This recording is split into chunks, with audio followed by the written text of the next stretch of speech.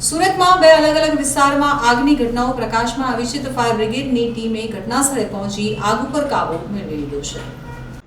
સુરતમાં બે અલગ અલગ વિસ્તારમાં આગની ઘટનાઓ સામે આવી હતી, જેમાં કતારગામ ન્યૂ જેઆઈડીસી વિસ્તારમાં કચરો સળગાવતા નજીકમાં પાર્ક કરેલી કાર આગની ઝપેટમાં આવી ગઈ હતી, જ્યારે બીજા બનાવમાં સુરત રેલવે સ્ટેશન બહાર પતરાના કેબિનમાં આગ લાગી હતી।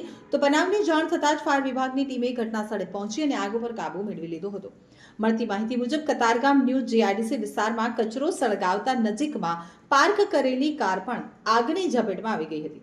તો કાર નજીક કચરાનો ઢગલો હોવાથી આગે ભારે સ્વરૂપ ધારણ કર્યું હતું અને આગની જ્વાળાઓએ કારને સંપૂર્ણપણે ઝપેટમાં લઈ લીધી હતી। આ ઘટનાને પગલે વિસ્તારમાં ભારે અફરાતફરી મચી ગઈ હતી। ઘટનાની જાણ થતાં જ ફાયર બ્રિગેડની ટીમ ઘટનાસ્થળે પહોંચી હતી અને ઝડપથી આગ ઉપર કાબૂ મેળવવાની કામગીરી શરૂ કરી હતી।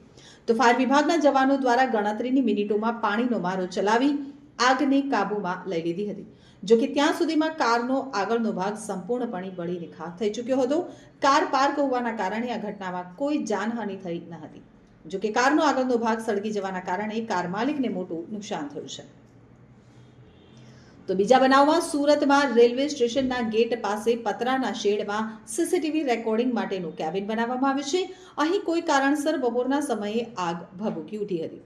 આગના કારણે ધુમાડો નીકળતા ત્યાં લોકો એકઠા થઈ ગયા હતા અને આગ ઉપર કાબૂ મેળવવાનો પ્રયાસ પણ કર્યો હતો। તો આગ ઓલવવા ફાયરના સાધનોનો પણ ઉપયોગ કરવામાં આવ્યો હતો।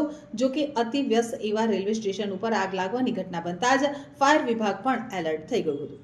આ બનાવની જાણ ફાયર વિભાગને કરવામાં આવતા ફાયર વિભાગની ઘાંચી શેરી અને કાપોદ્રાથી ટીમ ઘટનાસ્થળે પહોંચી હતી અને આગ ઉપર કાબૂ મેળવી લીધો હતો।